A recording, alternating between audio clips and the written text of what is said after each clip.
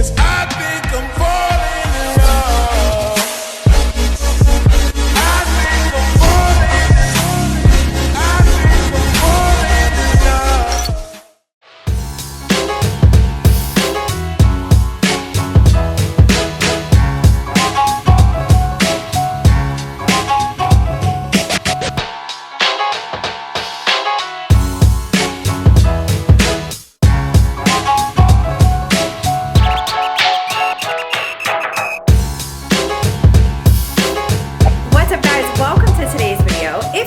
A long-time subscriber on my channel, you know that I never go to Trader Joe's.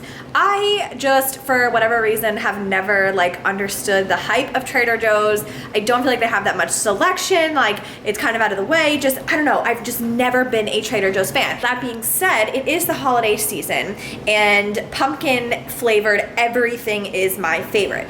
I will say that when it comes to holidays, Trader Joe's has every single thing you could think of in the pumpkin flavor. So once a year I go to Trader Joe's and it's usually in November and I get my favorite pumpkin flavored seasonal things. So I figured since I actually don't have anything on my channel related to Trader Joe's, I would make a quick little video talking about my favorite Trader Joe's products. Now, some of them are not pumpkin, they're just like macro friendly or things that you can only get at Trader Joe's, but for the most part it's mostly pumpkin or seasonal flavored things, and these are just my all-time favorite Trader Joe's products. And that's saying something because I might be this very small population of people or percentage of people that don't like Trader Joe's. So with that being said, welcome to today's video and let me show you what I got. So the very first product that I'm going to talk about is their Trader Joe's French brioche. I don't think that's how you say that. French brioche bread.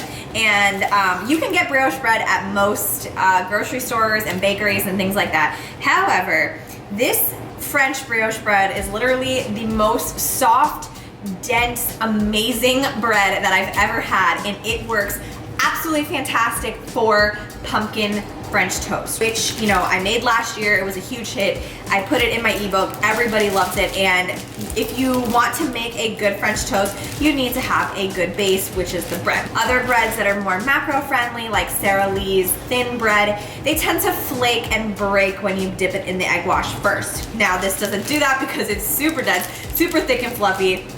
Oh, it's just so amazing. Now, I will preface this with saying this is not macro friendly whatsoever.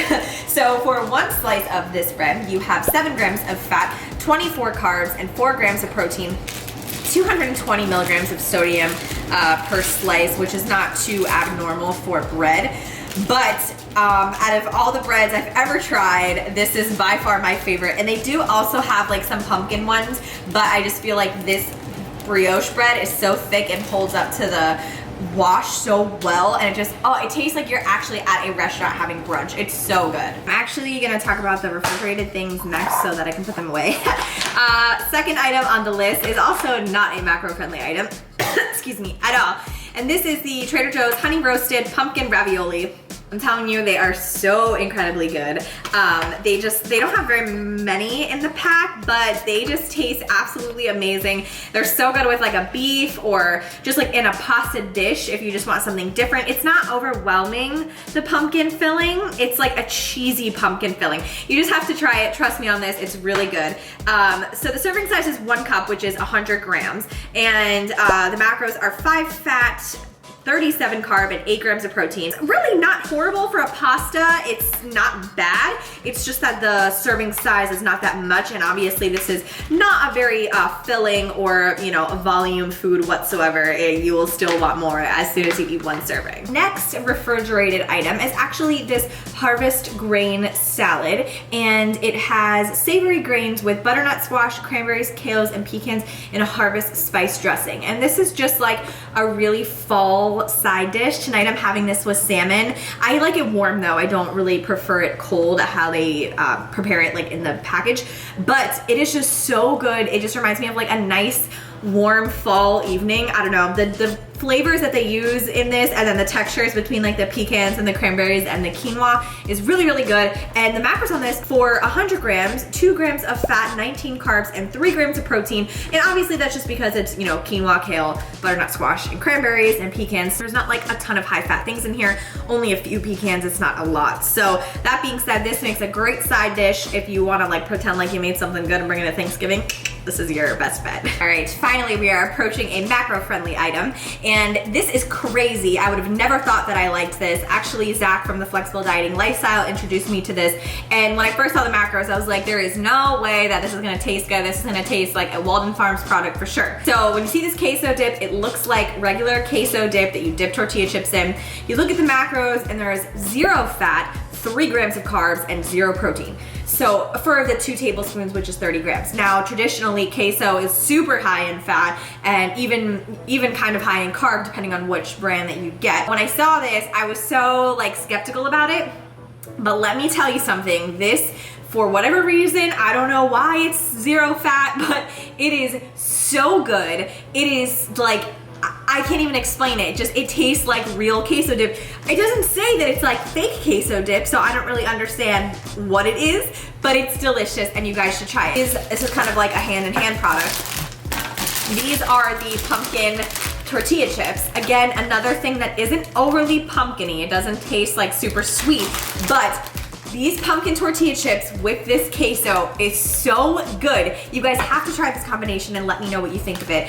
It's like the chips are more of like a cinnamon and nutmeg type spice, and it's just not overly what you would think pumpkin for chips. It's kind of hard to explain, but again, just trust me on this. I would never steer you guys wrong, and this combination is out of this world. It's so good. I wish that they would literally keep these things all year round, because I would give Trader Joe's so much more business, but you know, whatever. 2 frozen items. One I've already opened because I had it with my beef the other night. But this is the Trader Joe's riced cauliflower stuffing, which is different than just their traditional riced cauliflower. This stuffing has some cranberries, some celery, some onions, carrots, and then these little, like, I don't even know what they are. They're like basil pesto, it kind of smells like. I'm sure it says in here. Oh, okay, yeah. Rosemary, tomato paste, sage, carrots, dried cranberries, leeks, onions, celery. So basically, when you cook those in the pan, they simmer into a sauce, essentially, and it just makes like the cauliflower have this really nice sage and just a fall spice, I guess. The other frozen carb that I got is the roasted rainbow potatoes. You guys know roasted rainbow potatoes are like one of my favorite side dishes, especially for steak. I love like filet mignon with roasted colorful potatoes and asparagus. It's like one of my all-time favorite meals. And these, for whatever reason, the seasoning that they already have on them, which is sunflower oil, basil, sea salt, oregano, rosemary, and thyme. That whole mix of flavor is so good, and you don't have to do anything because they're already prepared. You just gotta cook them in the pan. These are so good. Macros on this for 110 grams, which is about 3/4 of a cup. 7 grams of fat, 23 carb, and 2 grams of protein. Relatively low in sodium as well, only 95 grams. Moving right along, we have more pita chips that are made with cranberries and pumpkin seeds. I think cranberries also have to be one of my favorite addition to foods, especially around this time of year. It just feels so like fallish and warm, and I absolutely love it. So these are just regular pita crisps. They're light and they're super crunchy, which I like.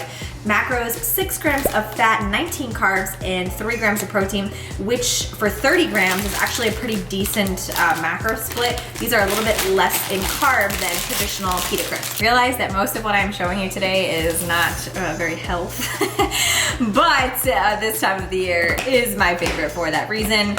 I love these little snacks, and you know what? It's all about balance. So these are the crispy oatmeal chocolate chip cookies, and I don't actually think that these are seasonal. They might be. They have kind of like a seasonal packaging, but I'm not entirely sure. For 6 cookies, 7 grams of fat, 21 carb, and 2 grams of protein. So what I do is I just have like one, and then I don't, you know, I don't feel like I blew my macros on 6 tiny little cookies that do not fill me up whatsoever. And you know, 1 cookie is like 1 gram of fat, 3 grams of carbs, and no protein, so it's like nothing. So on the roll of cookies, we're just gonna continue on with the non-healthy foods. These actually were recommended to me by a subscriber, and I had never had them prior to buying them this week. They are the pumpkin JoJo's, because everyone was like, if you like pumpkin Oreos, you need to go to Trader Joe's and get the pumpkin JoJo's. And I was like, fine. The reason why I actually really like them, I almost want to say more so than the pumpkin spice Oreos, there's a couple reasons. Number 1, the cookie on this is so soft. It's not squishy like a chocolate chip cookie would be, but it's not as crunchy as an Oreo. Cream on the inside, there's definitely more than there is in the Oreo, and it's really, really soft. So the entire cookie, like, can you just see, like, look at that. They are pretty much the same macros as an Oreo. For 2 cookies is 6 grams of fat, 24 carb, and 1 protein. So you're saving 1 gram of fat. Woo. But they are so worth it. You guys need to try these if you like the pumpkin spice Oreos. 2 more things. This is the organic toasted coconut granola, which is gluten-free. It is a crisp and crunchy combination of rolled oats, corn flakes, sprouted quinoa, almonds, and toasted coconut chips. Typically, granola is super high in fat and also super high in carbs, so it's easy for you to eat a really, really high amount of calories with a very small amount.